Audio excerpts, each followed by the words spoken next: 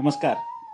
युवा मनवंतर आणि कल्पक विद्यार्थी समूह यांच्या संयुक्त विद्यमाने आयोजित महामानवाच्या विचारधनाचा जागर घडविणाऱ्या या अभिनव उपक्रमात आपणा सर्वांचे हार्दिक स्वागत. जगाच्या पाठीवरील देशांच्या यादीमधील अगदी आगळा वेगळा देश म्हणजे भारत.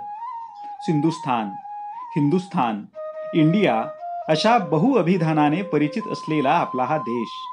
पण त्यातही भारत हे त्याचे सर्वाधिक पॉप्युलर नाव. भा म्हणजे प्रज्ञा, प्रतिभा यांची प्रभा आणि रत म्हणजे रममाण होणे.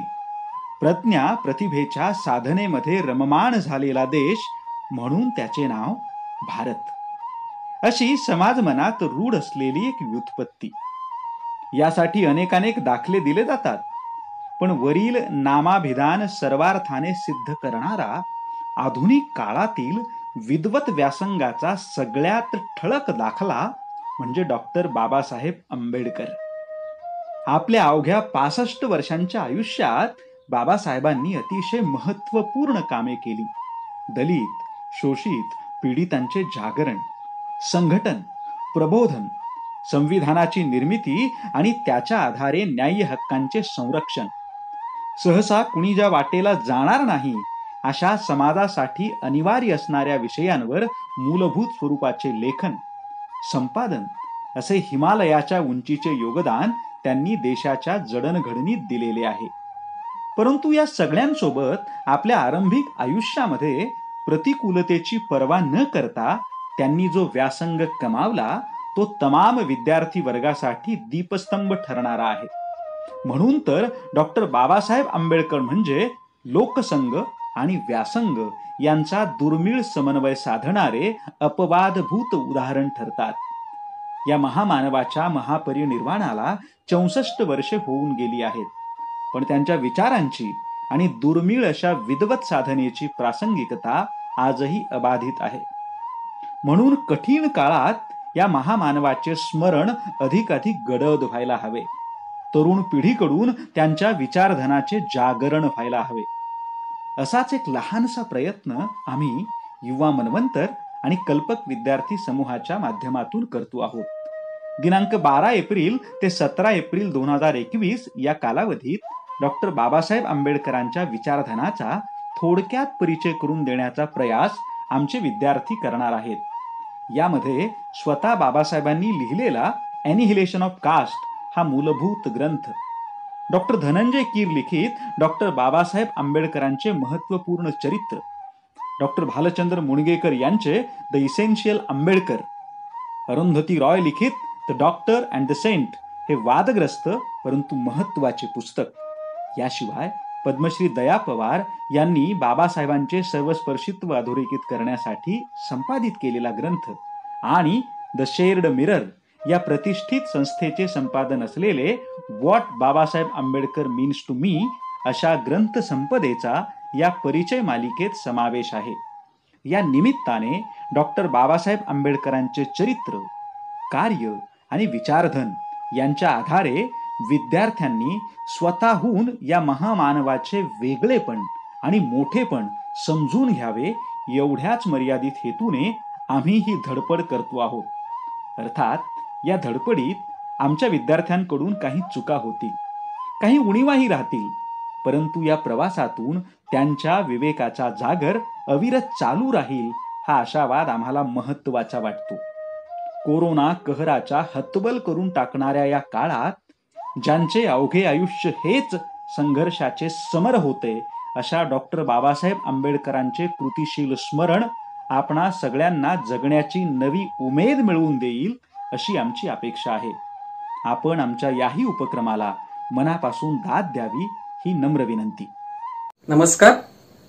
युवा मनवंतर आणि कल्पक विद्यार्थी समूह यांच्या संयुक्त विद्यमाने राबविल्या जाणाऱ्या स्मरण डॉक्टर बाबासाहेब आंबेडकरांचे परिचय महामानवाच्या विचारधनाचा या उपक्रमात मी अभिलाष आपणा सर्वांचे मनपूर्वक स्वागत करतो आणि बाबासाहेबांच्या 130व्या जयंतीनिमित्त सर्वांना हार्दिक शुभेच्छा देतो. आज मी या उपक्रमाद्वारे डॉक्टर आंबेडकरांच्या ग्रंथसंपदेतील छोटेखानी पण अत्यंत महत्त्वाच्या पुस्तकाचा परिचय करून देणार आहे. ते पुस्तक आहे डॉक्टर बाबासाहेब आंबेडकर लिखित ॲनालिसिस ऑफ कास्ट या मूळ इंग्रजी पुस्तकाचा प्राध्यापक प्रकाश सिरसाट यांनी केलेला मराठीतील अनुवाद, जाती व्यवस्थेचे निर्मूलन महात्मा गांधींना दिलेल्या उत्तरासह. हे पुस्तक म्हणजे डॉक्टर बाबासाहेब आंबेडकरांनी लाहोर येथील जात पात तोडक मंडळाच्या 1936च्या वार्षिक परिषदेसाठी म्हणून लिहिलेले अध्यक्षीय भाषण. परंतु भाषणात डॉक्टर आंबेडकरांनी व्यक्त केलेले विचार परिषदेला पटणारे नसल्याने व स्वागत समितीने परिषदच रद्द केल्यामुळे न दिले गेलेले भाषण होय, जे पुस्तक रूपाने पुढे प्रकाशित झाले. या पुस्तकाची पहिली आवृत्ती 1936 साली प्रकाशित झालेली होती. आता माझ्या हातात असलेले हे पुस्तक डॉक्टर बाबासाहेब आंबेडकर चरित्र साधने प्रकाशन समिती महाराष्ट्र शासन यांनी 2015 साली प्रकाशित केलेली मराठीतील अनुवादित आवृत्ती आहे. या पुस्तकाचा परिचय मी 2 विभागाद्वारे करून देणार आहे. प्रथम विभागात या पुस्तकाद्वारे डॉक्टर आंबेडकरांनी जाती व्यवस्था आणि जाती व्यवस्था निर्मूलनासंदर्भात केलेल्या विश्लेषणात्मक मांडणीचा परिचय आणि दुसऱ्या विभागात 85 वर्षांनंतरही हे पुस्तक आजच्या काळाशी कसे सुसंगत आहे या संदर्भात थोडक्यात मांडणी करणार आहे. पहिल्या विभागामध्ये डॉक्टर आंबेडकरांनी जाती निर्मूलनासंदर्भातील केलेल्या मांडणीचा परिचय करून देण्यासाठी मला काही मुद्द्यांद्वारे तो करून देणे सोयीचे वाटते. ते मुद्दे आपण पुढील प्रमाणे पाहूया. त्यातील पहिला मुद्दा आहे जाती व्यवस्था निर्मूलनाची पार्श्वभूमी भारतातील सामाजिक सुधारणा चळवळी. 20व्या शतकात भारतात जे कोणी राजकीय नेते सक्रियपणे काम करत होते त्या नेत्यांपैकी एकाचही जातविषयक चिंतन हे डॉक्टर आंबेडकरांच्या जातविषयक चिंतनासारखे स्फटिक पारदर्शक नव्हते. डॉक्टर बाबासाहेब आंबेडकरांनी जात व्यवस्थेसंबंधी 1916 साली अमेरिकेमध्ये मानववंशशास्त्राच्या सेमिनारमध्ये caste in India, their origin and their mechanism, genesis and development या नावाचा निबंध सादर केला होता. या निबंधातून डॉक्टर आंबेडकरांनी भारतातील जाती संस्थेची वैशिष्ट्ये, विकास व कार्यपद्धती याबाबत विचार मांडलेले दिसतात. भारताच्या इतिहासात सामाजिक सुधारणा प्रथम की राजकीय सुधारणा हा वाद नेहमीच चर्चेचा विषय राहिलेला आहे. डॉक्टर बाबासाहेब आंबेडकर यांनी सामाजिक सुधारणेसंदर्भात त्यांची बाजू मांडत असताना भारतातील जातीव्यवस्था नष्ट करण्यासाठी राजकीय गट, सामाजिक परिषद पक्ष आणि समाजवाद्यांना असे ठणकावून सांगितले की तुम्ही कुठल्याही दिशेला वळा, जात एक असा महाकाय राक्षस आहे की तो तुमच्या मार्गात आडवा येणारच. या राक्षसाचा खात्मा केल्याशिवाय तुम्हाला राजकीय सुधारणा व आर्थिक सुधारणा अशा दोन्ही सुधारणा करता येणार नाहीत. इथे ते राजकीय सुधारणेला प्रथम प्राधान्य देणाऱ्या गटाला काही उदाहरणे देऊन प्रश्न उपस्थित करतात. ते पहिलं उदाहरण असं देतात, अस्पृश्यांना शाळेत जाण्यास व सार्वजनिक विहिरींचा वापर करण्यास परवानगी देत नसून सुद्धा तुम्ही राजकीय सत्तेसाठी लायक आहात का? आवडणारे कपडे आणि दागिने घालण्यास मनाई करून आणि त्यांना आवडणारे अन्न म्हणजे स्तूप खाण्यास परवानगी देत नसून सुद्धा तुम्ही राजकीय सत्तेसाठी लायक आहात का? असे परखड प्रश्न ते राजकीय सुधारणा गटास विचारतात. याचबरोबर सुधारणा चळवळीमध्ये सामाजिक परिषद पक्षाच्या पराभवाची कारण मीमांसा करताना डॉक्टर आंबेडकर हे त्यांच्या सामाजिक सुधारणेच्या मूळ तत्वांवरच टीका करतात. ते असे म्हणतात, सामाजिक परिषद ही प्रामुख्याने उच्च जातीय हिंदू कुटुंबाच्या सुधारणेशी संबंधित संघटना होती. यात फक्त सक्तीचे वैधव्य, विधवा पुनर्विवाह, बालविवाह इत्यादी वाईट प्रथा नष्ट करण्याची प्रबळ इच्छा त्यांच्यात होती असे दिसून येते. त्यांचा लढा हिंदू कुटुंबाच्या सुधारणेभोवती केंद्रित झालेला होता. जाती व्यवस्था मोडण्याच्या अर्थाने सामाजिक सुधारणाशी त्यांचा काही एक संबंध नव्हता असे स्पष्ट मत ते इथे मांडतात. सांगायचे तात्पर्य काय तर सर्व राजकीय क्रांत्यांच्या अगोदर सामाजिक आणि धार्मिक सुधारणा घडून येतात. इथे या मताला दुजोरा देणारी उदाहरणे डॉक्टर आंबेडकर देतात. आयरिश होमरूल चळवळीचा इतिहास, रोमचा इतिहास, ल्युथरने युरोपात केलेल्या धार्मिक सुधारणा, भारतीय इतिहासात चंद्रगुप्ताने नेतृत्व केलेल्या राजकीय क्रांतीला बुद्धाच्या धार्मिक आणि सामाजिक क्रांतीची पार्श्वभूमी होती. तसेच शिवाजी महाराजांच्या स्वराज्य स्थापनेच्या पूर्वी महाराष्ट्रात संतांनी धार्मिक आणि सामाजिक सुधारणा घडून आणल्या होत्या? यातील दुसरा मुद्दा आपण पाहूया, जाती व्यवस्थेचे समर्थन. डॉक्टर बाबासाहेब आंबेडकर यांनी जाती व्यवस्थेचे समर्थन नेमके कोणत्या आधारावर केले जाते आणि ते कसे चुकीचे आहे याविषयीची महत्त्वपूर्ण मांडणी या पुस्तकात केलेली आहे. जातीचे समर्थन करणारा एक वर्ग हा जाती व्यवस्था हे केवळ श्रमविभाजन याचे दुसरे नाव आहे आणि जर श्रमविभाजन हे प्रत्येक प्रगत समाजाचे वैशिष्ट्य आहे तर मग जाती व्यवस्थेत काहीही गैर नाही या आधारावर तिचे समर्थन केले जाते. या विरोधात डॉक्टर बाबासाहेब आंबेडकर असे मत मांडतात की जाती व्यवस्था हे फक्त श्रमविभाजन नाही तर ते श्रमिकांचेही विभाजन आहे. एकाच्या डोक्यावर दुसरी अशी श्रमिकाची वर्गवारी केलेली ती एक श्रेणीबद्ध उतरंड आहे. इतर कोणत्याही देशात श्रमविभाजन सोबत श्रमिकांची अशी वर्गवारी केलेली दिसून येत नाही. भारतातील हे श्रमविभाजन नैसर्गिक आवडीवर आधारलेले नाही तर ते नियती सिद्धांतावर आधारित आहे असे स्पष्ट मत ते इथे मांडतात. जातीच्या समर्थनासाठी काही जण जीवशास्त्राचा आधार देखील घेतात. वंशवृद्धी आणि रक्तशुद्धी राखणे हे जातीचे मुख्य उद्दिष्ट असल्याचे त्यांच्याद्वारे सांगितले जाते. या मतप्रवाहाला उत्तर म्हणून डॉक्टर बाबासाहेब आंबेडकर इथे वंशशास्त्रज्ञांच्या मतांचा आधार घेतात. शुद्ध वंशाची माणसे कुठेच अस्तित्वात नाहीत आणि जगात सर्वत्र सगळ्या वंशांची सरमिसळ झालेली आहे. जाती व्यवस्था वंशिक भेदाची सीमारेषा निश्चित करीत नाही तर जाती व्यवस्था एकाच वंशाच्या लोकांची सामाजिक विभाजन आहे अशी टीका आंबेडकर येथे करतात. यानंतरचा तिसरा मुद्दा असा आहे, जाती संस्थेची वैशिष्ट्ये नेमकी काय. या मुद्द्याच्या विश्लेषणा अगोदर एक परिस्थिती आपल्याला लक्षात घेणे फार महत्वाचे आहे. 1935 साली येवला मुक्कामी हे माझे कदाचित हिंदूंसमोरील शेवटचे भाषण असेल असे सांगत डॉक्टर आंबेडकरांनी धर्मांतर करण्याचा त्यांचा इरादा स्पष्ट केला होता. हिंदू म्हणून जन्मलो तरी हिंदू म्हणून मरणार नाही अशी ऐतिहासिक घोषणा ही त्यांनी यावेळीच केली होती. आणि त्यानंतर 1936 साली लिहिलेल्या या भाषणात त्यांनी जाती व्यवस्थेची वैशिष्ट्ये सांगत असताना हिंदू समाजाविषयीची चिकित्सक मांडणी केलेली इथे दिसून येते. हिंदू हा एक समाज या अर्थाने अस्तित्वात नाही, तो केवळ जातींचा एक समूह आहे आणि प्रत्येक जात स्वतःच्या अस्तित्वासाठी जागरूक आहे. हिंदू म्हणजे विविध जातींचा केवळ वर्गवार समूह नाही तर तो स्वतःसाठीच जगणाऱ्या स्वार्थी ध्येयाने प्रेरित युद्धखोर गटांचा समूह आहे असे परखड मत ते इथे मांडताना दिसतात. तसेच एका जातीला उच्च आणि दुसऱ्या जातींना हीन उत्पत्ती देण्याचा प्रयत्न करणाऱ्या जात उत्पत्तीच्या इतिहासाने तुडुंब भरलेले हिंदूंचे धार्मिक वाङ्मय ही जाती संस्थेची वैशिष्ट्ये आहेत असे देखील ते इथे मांडतात. सह्याद्री खंड हे अशा प्रकारच्या वाङ्मयाचे खोडसाळ उदाहरण आहे असे मत ते इथे मांडतात. यातील तिसरा मुद्दा असा उपस्थित करतात, जाती संस्था आणि जात जाणीवांचे अस्तित्व हे जातीमधल्या भूतकालीन वैर्याच्या स्मृती ताज्या ठेवण्यास सहाय्यभूत ठरतात आणि परिणामी ते सामाजिक एकसंधतेला प्रतिबंध करण्यास कारणीभूत ठरतात. याचे उदाहरण देखील देतात. ब्राह्मणेतर आजच्या ब्राह्मणाला त्याच्या पूर्वजांनी केलेल्या शिवाजी महाराजांच्या अपमानाबद्दल क्षमा करू शकतात का. असे पूर्ववैमनस्य किंवा पूर्वग्रही दूषित वातावरण सभोवताली असल्यावर जाती संस्था त्या कशा नष्ट होणार. चौथा मुद्दा आहे, जाती व्यवस्थेचे परिणाम नेमके काय असू शकतात. याविषयीची सविस्तर मांडणी आपल्याला या पुस्तकात केलेली दिसून येते.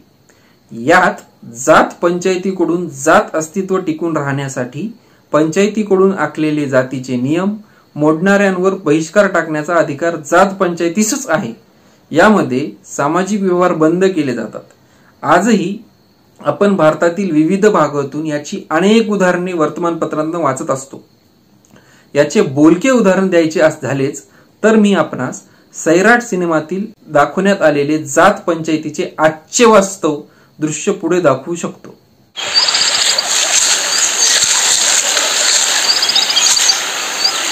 सगळ्या जणांना मारी हात जोडून विनती हेरी मारी चूक पदार्मा ल्यो मारो गोळ्यो जंथी घर छोडीन गयो तंथी मारे खाटू मरी गयो भारो आणि हिनो हमख्या बी कोनो संबंध कोणी आणि हाती आगळीक बी राहणार कोण.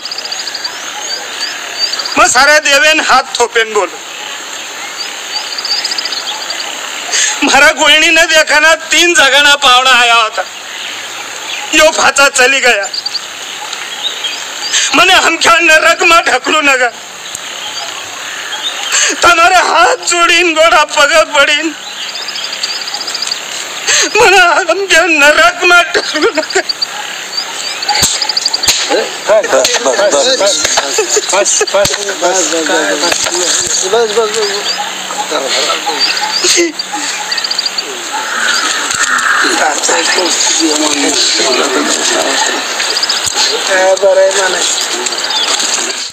या काही सेकंदाच्या दृश्यातून असे आपणास लक्षात येईल की जाती व्यवस्थेची मुळे किती खोलवर रुतलेली आहेत, ती सहजपणे उखडून टाकणे शक्य नाही। दुसरा महत्वाचा परिणाम हा जाती संस्थेने नैतिकतेवर केलेला आहे। जातीने सामाजिक वृत्ती नष्ट केली आहे, सामाजिक दातृत्व भावनेचा नाश केला आहे, जन्मत अशक्य केले आहे। हिंदूंसाठी समाज म्हणजे जात आणि जातीपुरती मर्यादित निष्ठा असे परिणाम इथे डॉक्टर आंबेडकर या पुस्तकात नमूद करतात। 5वा मुद्दा असा आहे, आदर्श समाज नेमका काय असेल? मग जाती व्यवस्थेचे समर्थन, वैशिष्ट्ये, परिणाम इत्यादी बाबींवर चर्चा केल्यानंतर जाती समाज नको असेल तर मग तुमचा आदर्श समाज कसा असेल असा प्रश्न उपस्थित केला जाऊ शकतो। यासाठी आंबेडकरांनी त्यांचा आदर्श समाज कसा असेल हेही या पुस्तकात सांगितलेले आहे। ते असे मांडतात, स्वातंत्र्य, समता आणि बंधुता यावर आधारित असलेला माझा आदर्श समाज असेल। त्यामध्ये सर्व प्रकारचे सामाजिक अभिसरण असले पाहिजे। आंबेडकरांनी येथे त्यांच्या आदर्श समाजात असणाऱ्या स्वातंत्र्य, समता आणि बंधुता यावर कोणते आक्षेप घेऊ शकतात आणि ते कसे चुकीचे आहेत याचेही विवेचन पुस्तकात केलेले आहे। त्यात आर्य समाज हा सुधारकांचा एक वेगळा गट आहे। त्यांचा सामाजिक रचनेचा आदर्श चातुर्वर्ण्य आहे। आर्य समाजाचे सुधारक समाजाचे विभाजन हे 4000 जातींऐवजी 4 वर्णात करतात। ते त्यांच्या आदर्श समाज रचनेचा चातुर्वर्ण्य हे जन्मावर नव्हे तर योग्यतेवर आधारलेले आहे अशी ते मांडणी करतात। डॉक्टर आंबेडकरांना त्या आदर्श समाज आहे असे वाटत नाही, कारण ब्राह्मण, क्षत्रिय, वैश्य, शूद्र या जन्मावर आधारित श्रेणीबद्ध रचना आहेत आणि ती विसरायला लावली पाहिजे अशी टीका ते करतात। आर्य समाजाचा आदर्श समाज असलेल्या नवीन चातुर्वर्ण्यात जात जन्माने आधारित असल्याने जन्माने उच्च दर्जा प्राप्त झालेल्या व्यक्तीस तुम्ही त्याचे स्थान मोडण्यास कसे सांगणार आहात? खालच्या जातीचे पुनर्गठन करण्याची सक्ती लोकांना तुम्ही कशी करणार आहात? तसेच स्त्रियांचे काय होणार? त्यांचे विभाजन 4 वर्णात कसे करणार की पतीचाच दर्जा दिला जाईल? असे गंभीर प्रश्न डॉक्टर आंबेडकर आर्य समाज सुधारकांच्या समोर उपस्थित करतात। यातील 6वा मुद्दा आहे हिंदू आणि अहिंदू यातील जाती व्यवस्था। वरील 5 मुद्द्यांवर आपल्याला असा प्रश्न पडू शकतो की डॉक्टर आंबेडकरांनी केवळ हिंदू धर्मातील जाती व्यवस्थेबद्दलच आक्षेप घेतला आहे किंवा टीकास्त्र ओढले आहे, पण डॉक्टर आंबेडकरांचे एकूणच साहित्य लक्षात घेतले तर ते कधीही सर्वसमावेशक अशी अभ्यासपूर्ण मांडणी करताना दिसतात।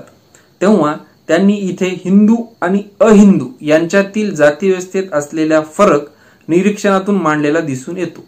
जाती व्यवस्थेत हिंदू एवढे असलेले सामाजिक महत्व अहिंदूत नाही असे स्पष्ट मत डॉक्टर आंबेडकर मांडतात। हा मुद्दा स्पष्ट करताना ते पुढील उदाहरण देतात।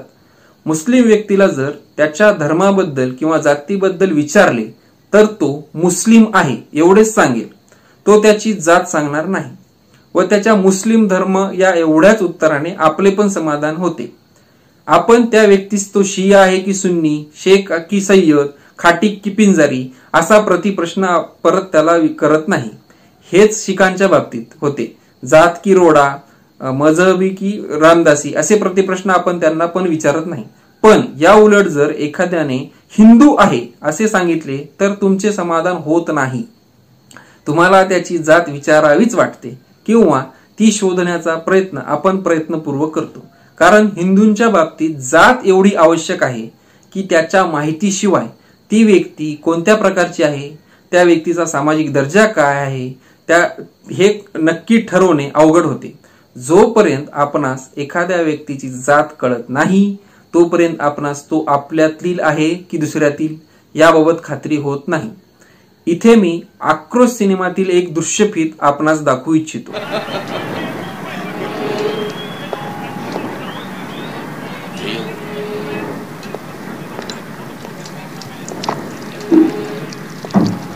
केस कटवाने आए हो? गांव में बहुत धूल उठती है ना, सोचा जरा बाल बना लूं. खुद को साफ रखना बड़ा मुश्किल हो जाता है. नाम क्या है? क्या? नेताजी नाम पूछ रहे हैं, पूरा नाम. सिद्धांत चतुर्वेदी. ब्राह्मण हो? अरे तभी तो साफ सफाई का बड़ा ध्यान है. या दृश्यातून आपण पाहिले असेल, जोपर्यंत अक्षय खन्ना त्याचे संपूर्ण नाव आडनावासह सांगत नाही तोपर्यंत त्या नेत्याची तो कोणत्या वर्गात मोडतो, त्याची सामाजिक प्रतिष्ठा काय आणि आपण त्याला कशा प्रकारची वागणूक द्यायला हवी याची त्याच्या मनाशी खातरजमा होत नाही. काहीसे असेच दृश्य आपल्याला आर्टिकल 15 या सिनेमातील या पुढील दृश्यफितीत पाहायला मिळेल. कौन है मोहन जी? मोहन जी हैं, ऊंची जात के ब्राह्मण है सर. जाटव जी आप दलित हैं ना? जी सर. मतलब इन लड़कों की और आपकी सेम जाती है? नहीं नहीं सर, मैं चमार हूँ, ये पासी हैं. तुम क्या हो? मैं कास्ट हूँ सर. मैं क्या हूँ? आप ब्राह्मण है सर. मतलब मैं और मोहन जी सेम? अरे नहीं नहीं सर, वो कान्य कुछ ब्राह्मण है, वो सबसे टॉप वाले होते हैं. आप सर यू पाहिजे. या दोन्ही दृश्यातून एक मुद्दा मला सांगायचा आहे. 2016 साली व्यक्तींच्या नावापुढे आडनाव न लावण्याची मागणी सरकार दरबारात करण्यात आली होती. यात होणार होते काय की अमुक अमुक नाव आणि आडनाव वाचल्यावर ऐकल्यावर आणि एक जात, एक समूह, एक धर्म, त्याची सामाजिक प्रतिष्ठा यात त्याची आजही विभागणी करतो. अशा प्रकारे व्यक्तीचे वर्गीकरण न होण्यासाठी नावाच्या पुढे आडनाव न लावणे व फक्त नाव लावणे, त्याची ओळख ही केवळ नावाने व्हावी अशा स्वरूपाची ही मागणी सरकारकडे करण्यात आली होती. या मागणी मागील उद्देश असा होता की पुढील येणाऱ्या काळात जर अशा स्वरूपात केवळ नावाच्या आधारावर व्यक्तीची ओळख ठरणार असेल तर जाती व्यवस्था कमी होण्याची शक्यता आहे. पण ती मागणी सरकार दरबारी यशस्वी झाली नाही. तिची आजही मागणी आहे, पण ती यशस्वी होऊ शकेल याची खात्री कोणीही राजकीय पुढारी देऊ शकत नाही. पण ही बाब मात्र खरी आहे की आपण जात जरी टाकून दिली तरी आपल्या आडनावावरून आपल्यावर विविध शिक्के मारून आपल्याला वर्गीकृत करणारा एक समूह आजही सक्रिय स्वरूपात त्याचे कार्य करत असतो. यातील 7वा आणि अत्यंत महत्वाचा मुद्दा आहे, जाती व्यवस्थेवर नेमके उपाय काय असू शकतात. हिंदू समाज व्यवस्थेत सुधारणा कशा घडवून आणायच्या, जात कशी नष्ट करायची, या महत्वाच्या प्रश्नाविषयी आंबेडकरांनी 2 मतप्रवाह असल्याचा उल्लेख केलेला आहे. एक मतप्रवाह असा आहे पोट जातीचे निर्मूलन करणे. दुसरा मतप्रवाह असा म्हणतो सहभोजनाच्या कार्यक्रमाने जाती संस्था नष्ट होऊ शकतात. आंबेडकर इथे म्हणतात की दोन्ही उपाययोजना ह्या अपुऱ्या आहेत. केवळ आंतरजातीय विवाह हाच त्यावरचा खरा उपाय आहे अशी त्यांची खात्री पटली आहे. केवळ रक्ताची सरमिसळच आप्तस्वकीय असल्याची भावना निर्माण करू शकते आणि नातेसंबंधाची एकसारखी असल्याची ही भावना सर्वात महत्वाची ठरल्याशिवाय जातीने निर्माण केलेली विभक्तवादी परका असल्याची भावना नाहीशी होणार नाही. या समस्येचे अचूक निदान केल्याबद्दल आणि त्याहीपेक्षा हिंदूंचे नेमकी काय चुकले आहे ते त्यांच्या निदर्शनास आणून दिल्याचे धाडस दाखवल्याबद्दल जात पात तोडक मंडळाचे डॉक्टर बाबासाहेब आंबेडकर येथे अभिनंदन करताना दिसतात. तुम्ही समस्येचे मूळ शोधले, पण त्यासाठीची औषध योजना योग्य आहे का याची तुम्ही विचार केला नाही अशी त्रुटी देखील ते येथे सांगतात. मग यावरची औषध योजना काय यावर विवेचन करताना डॉक्टर आंबेडकर असे म्हणतात, जात ही एक जाणीव आहे, एक मानसिक अवस्था आहे. जाती निर्मूलनाचा अर्थ जात जाणीवांमध्ये बदल असा आहे. हिंदू लोक जात पाळतात याचे कारण ते अमानुष आहेत किंवा त्यांच्या डोक्यात बिघाड आहे असे नव्हे. ते जात पाळतात कारण ते अत्यंत धार्मिक आहेत. जात पाळण्यात लोकांची चूक नाही, चूक जातीची भावना त्यांच्या मनावर ठसविणाऱ्या धर्माची आहे असे माझे मत आहे. शत्रू जात पाळणारे लोक नसून त्यांना जातीचा धर्म शिकवणारी धर्मशास्त्रे आहेत. आता आपण असे म्हणू शकतो का की आंतरजातीय विवाह केल्यानेच जात जाऊ शकते? पण तसे होताना दिसत नाही. महाराष्ट्र राज्यात सन 1958 पासून आंतरजातीय विवाहास प्रोत्साहन देण्यासाठी एक योजना सुरू केलेली आहे. पण आज 62 वर्षानंतरही 5 ते 10% आंतरजातीय विवाह हा अपवाद वगळला तर आजही जातीतच विवाह होतात. वर्तमानपत्रातील वधूवर पाहिजे, जातीची अट नाही, पण SC ST नको अशा जाहिराती आपण पाहिल्यावर लक्षात येते की जात मानसिकता आजही कशी घर करून आहे. आंतरजातीय विवाहाच्या संदर्भात एक विचार प्रवाह असा देखील आहे की आंतरजातीय विवाहानंतर जन्माला येणाऱ्या अपत्याची जात नेमकी कोणती लावायची यावर आजही बरीच चर्चा होताना दिसून येते. काही दिवसांपूर्वी अजात नावाची एक डॉक्युमेंटरी फिल्म पाहण्यात आली. यात 1930च्या दशकात महाराष्ट्रातील गणपती उर्फ हरी महाराज विठोबा भभूतकर यांनी जाती व्यवस्था मोडण्यासाठी त्यांच्या भक्तांना जर तुम्हाला माझा भक्त म्हणून राहायचे असेल तर तुम्हाला जात सोडावी लागेल अशी सूचना केली होती. त्या काळात त्यांनी आंतरजातीय विवाह लावून दिले होते. आंतरजातीय विवाह लावल्यानंतर होणाऱ्या पाल्याच्या शाळेच्या दाखल्यावर नेमकी कोणती जात लावायची असा प्रश्न उपस्थित राहिला. तेव्हा महाराजांनी अजात अशी नोंद करायची सूचना केली होती. पण सध्या परिस्थितीत ज्यांच्या दाखल्यावर अजात अशी नोंद असल्या कारणाने त्यांना त्यांच्या पुढच्या पिढीतील तरुणांना कसल्याही प्रकारच्या सरकारी योजना मिळवण्यासाठी जातीचे प्रमाणपत्राची मागणी होत असते आणि त्यामुळे त्यांना कसल्याही प्रकारच्या सरकारी योजना मिळू शकत नाहीत. त्यांनी सरकार दरबारी बरेच प्रयत्न केले. आमच्यासाठी एक विशिष्ट वर्ग असावा आणि त्यासाठी त्यांना सुविधा पुरवण्यात याव्या अशी मागणी करण्यात आली. पण अशी मागणी केल्यानंतरही सरकारकडून काही ठोस पावले उचलली गेलेली दिसत नाहीत. आंतरजातीय विवाहातून जन्माला आलेल्या पाल्याची जात ही भारतीय लावावी आणि शाळेच्या दाखल्यावरून जात हद्दपार करावी अशी मागणी काही वर्षांपूर्वी डॉक्टर प्रकाश आंबेडकर यांनीही केलेली दिसत होती. पण आज त्यावर काही ठोस उपाययोजना केलेल्या आपल्याला दिसून येत नाहीत. सरकारच्या उदासीन भूमिकेमुळे जात जाणे केवळ अशक्य दिसते.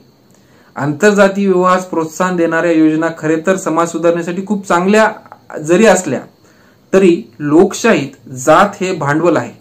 राजकीय सत्ता मिळवण्यासाठी, एक गठ्ठा मते मिळवण्यासाठी राजकीय व्यवस्थेकडे भांडवल म्हणून पाहिलं जाते. त्यामुळे कोणत्याही राजकीय व्यक्तीकडून या जाती व्यवस्थेचे निर्मूलन करण्यासाठी ठोस पावले उचललेली दिसून येत नाहीत. पण सारीच परिस्थिती काही उदासीन नाही. केरळ येथील 1.24 लक्ष विद्यार्थ्यांना नाही जात नाही धर्म अशा बातम्या या स्फूर्ती देणाऱ्या अनुकरणीय ठरतात. यातील 8वा आणि शेवटचा मुद्दा आहे जाती व्यवस्था निर्मूलनाची नेमकी साधने काय असू शकतात. डॉक्टर बाबासाहेब आंबेडकर यांनी जाती व्यवस्थेचे निर्मूलन नेमके कोणत्या आधारावर आणि कोणत्या मार्गाने करावे याबद्दल खूप महत्वाचे विवेचन येथे केलेले दिसते. त्यातील पहिला मुद्दा आहे बुद्धिजीवी वर्गातील लोकांना जात सोडायला सांगणे, म्हणजे त्यांच्या मूलभूत धार्मिक जाणीवांच्या विरुद्ध जायला सांगण्यासारखे आहे. जातीला दैवी आधार आहे. धर्मशास्त्र आणि वेद त्यांची सत्ता उद्ध्वस्त केली पाहिजे. प्रत्येक देशात बुद्धिजीवी वर्ग हा सत्ताधारी वर्ग नसतो, पण तरी तो प्रभावशाली वर्ग असतो. बुद्धिवादी वर्गात दूरदृष्टी असते. कुठल्याही देशात सामान्य जनता समुदाय हा स्वच्छ, स्वबुद्धी युक्त विचार आणि कृती असलेले जीवन जगत नाही. तो समुदाय बहुतांश अनुकरणीय करणारा असतो. त्यामुळे बुद्धिजीवी वर्गाने पुढाकाराने जात सोडायला पाहिजे. अशा प्रकारे मला उमजलेल्या या पुस्तकाच्या परिचयानंतर मी आता हे पुस्तक आजच्या काळाशी कसे सुसंगत आहे या विषयाची मांडणी पुढे करतो. भारतातील जाती व्यवस्था व अस्पृश्यता यावर गेल्या 100-150 वर्षांपासून खल सुरू आहे.